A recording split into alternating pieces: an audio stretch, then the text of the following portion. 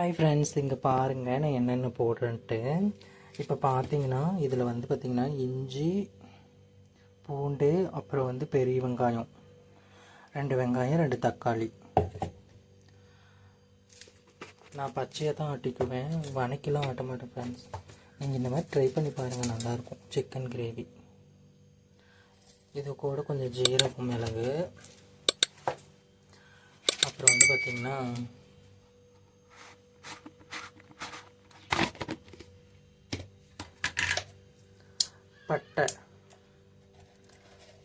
பட்டை இதிலே சேர்த்து அரைச்சிக்கோங்க, நல்லா வாசனை இருக்கும். அப்புறம் இது ஒன்று போட்டுக்கோங்க. அப்புறம் சோம்பு அண்டு கிராம்பு சேர்த்துக்கோங்க. பட்டை, சோம்பு, கிராம்பு, சீரகம், மிளகு இதெல்லாம் பச்சையாகவே போட்டு நான் ஆட்டிக்க போகிறேன். ஆட்டிட்டு நான் உங்களுக்கு செய்யக்குள்ளே பாருங்கள் எப்படி செய்கிறேன்ட்டு. வீடியோ அப்படியே மறக்காமல் ஃபுல்லாக பாருங்கள், அப்போ தான் தெரியும். ஃப்ரெண்ட்ஸ், இங்கே பாருங்கள், இப்போ எண்ணெய் காஞ்சிருச்சு, நல்லா காஞ்சிருச்சு. கடுப்பு போட்டுருவோம். சில பேர் சிக்கன் கிரேவிக்கு இது போடுவாங்க, சோம்பு, பட்டெல்லாம் நம்ம முதலே போட்டு இல்லையா. ஸோ நான்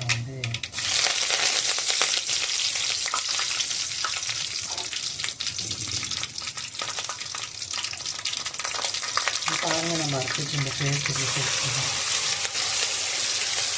ரொம்ப நைஸாக இருக்காதுங்க, கொஞ்சம் கொரப்பாக அரைக்கணும், அப்போ தான் கிரேவி நல்லாயிருக்கும். ரொம்ப நைஸாக அரைச்சிருந்தா கிரேவியோட நல்லா இருக்கும். நீங்கள் இந்த மெத்தடில் செஞ்சு பாருங்கள். நாங்களாம் எங்கள் ஊர் பக்கம் சேலம் சைடில் இப்படி தான் சிக்கன் செய்வோம். வறுத்து அரைச்சிக்கலாம் இருக்க மாட்டோம்.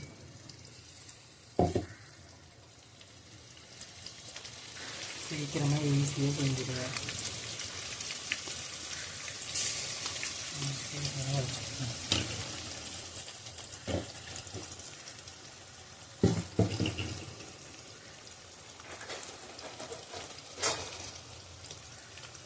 ஒரு 2 நிமிஷத்துக்கு எண்ணெயில் ஃப்ரை பண்ணிடுவேன். ரொம்ப ஃப்ரையாக இருக்கும். இந்த பச்சை வாசம் போயிடும். ஒரு 2 நிமிஷத்துக்கு எண்ணெயில் விட்டிங்கன்னா வச்சுக்கோங்க.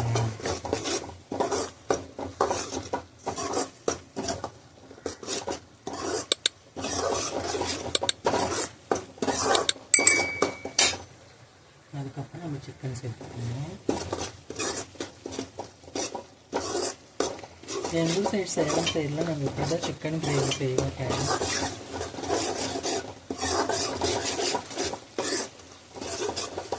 பாருங்கள், எல்லாம் திரும்பி வரும். இந்த ஸ்டேஜில் நம்ம சிக்கன் அப்படியே தண்ணி கண்டிப்போடு சேர்த்துக்கலாம்.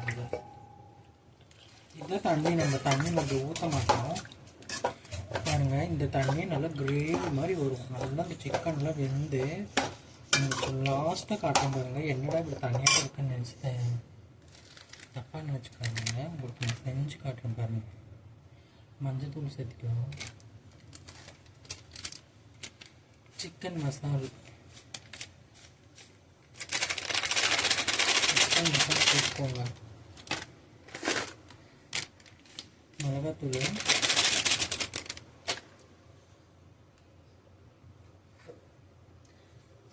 இது நாட்டு கொத்தமல்லி. நான் வீட்லேயே பார்த்தீங்களா, கொத்தமல்லி மட்டும் வீட்லேயே நாட்டு கொத்தமல்லி வாங்கி நான் அரைச்சி வச்சுப்பேன், அது சேர்த்துக்கலாம்.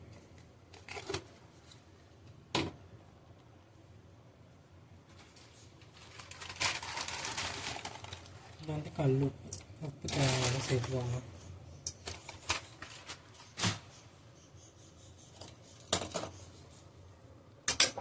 சேர்த்துட்டு நல்லா டிஃப்ரெண்ட் விடுங்க. இது இப்படி தான் இருக்கும் பார்க்கறதுக்கு. நல்லா சிக்கன் வந்த பிறகு வாங்க இப்படி பண்ணிட்டு காட்டுறோம். நான் மிளகாத்தூள் லைட்டாக தான் போட்டிருக்கேன். தேங்க்ஸ். நான் பண்ணுறேன்.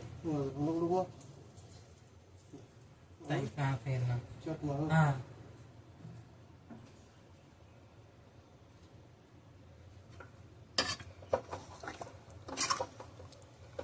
இப்போ வந்து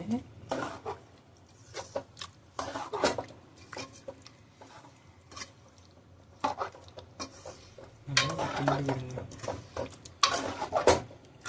நம்ம எப்பயுமே இப்படி செய்யக்குள்ள தான் இங்கே பாருங்கள், இந்த சைலம்லாம் வந்து நல்லா இப்படி சிக்கனுக்குள்ளே ஆட் ஆகும். சிக்கன் வேக வேக பார்த்தீங்கன்னா நல்லா டேஸ்ட் ஆகும், கிறிஸ்பியாக அப்படி நல்லா இருக்கும்.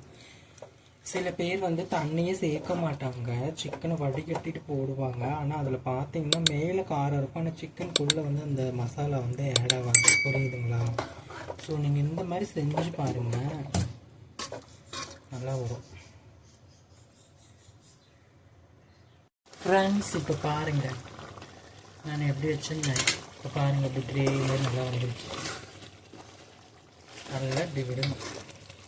நான் எவ்வளோ தண்ணி ஊற்றிருந்தேன் பார்த்தீங்களா? இப்போ நல்லா கிரேவி மாதிரி வந்துடுச்சுங்களா? இப்போ பார்த்தீங்கன்னா இதில் அந்த சிக்கன்லேருந்து பார்த்தீங்கன்னா நல்லா அந்த டேஸ்ட் எல்லாம் இதில் இறங்கியிருக்கும்.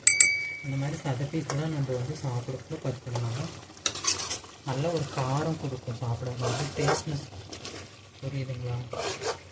ஸோ அதுக்கு தான் வந்து நாங்கள் வந்து சேலம் சைடில் நாங்கள் இந்த மெத்தேடில் தான் பண்ணுவோம். இது ரொம்ப ரொம்ப ஈஸி தான் உங்களுக்கு. இஞ்சி பூண்டு அந்த தக்காளி வெங்காயம் இந்த பட்டை சோம்பு இதெல்லாம் நம்ம பச்சையாகவே அரைச்சிட்டு நான் சொன்ன மாதிரி நல்லா எண்ணெயில் அப்படி நல்லா ஃப்ரை பண்ணிவிட்டு அதுக்கப்புறம் சிக்கன் சேர்த்து உங்களுக்கு பிடிச்ச மசாலா ஐட்டம்ஸ் எல்லாம் சேர்த்திட்டு இப்படி பண்ணி பாருங்கள். இன்னும் கூட வேணும் வரன்னு வறுக்கலாம், பட் ஆனால் வந்து நான் வரன்னு வறுக்க போகிறதில்ல. ஏன்னா சாப்பாட்டுக்கு கொஞ்சம் கிரேவி மாதிரி இருந்தால் அப்படி ஊற்றி சாப்பிட்றதுக்கு நல்லாயிருக்கும் இல்லையா? ஸோ நான் இதோடய ஆஃப் பண்ணிக்க போகிறேன். வேணா இன்னும் வரன்னு வறுக்கலாம். வரன்னு வறுக்கக்குள்ளே கொஞ்சோண்டு மிளகு இடித்து சேர்த்துனீங்கன்னா நல்ல டேஸ்ட்னஸ் நல்லாயிருக்கும். நல்லா மிளகு ஒரு வரும் சொல்லுவாங்க இல்லைங்களா, அந்த மாதிரி வரும். ஓகே ஃப்ரெண்ட்ஸ், பார்த்தீங்களா? முழுசாக பாருங்கள் இந்த வீடியோ. நான் எப்படி செஞ்சுருக்கேன்னு பார்த்துட்டு உங்களோட கமெண்ட்ஸ் எனக்கு சொல்லுங்கள். அதேமாரி நீங்களும் வீட்டில் ட்ரை பண்ணி பார்த்துட்டு எனக்கு சொல்லுங்கள். ஓகேங்களா? Thank you so much. இதுதான் ஃபஸ்ட் டைம் என் வீடியோ பார்க்குறீங்கன்னா மறக்காமல் சப்ஸ்கிரைப் பண்ணிக்கோங்க, லைக் பண்ணிக்கோங்க. இதே அந்த மாதிரி ஒரு திருநங்கைக்கு சப்போர்ட் பண்ணுங்கள்.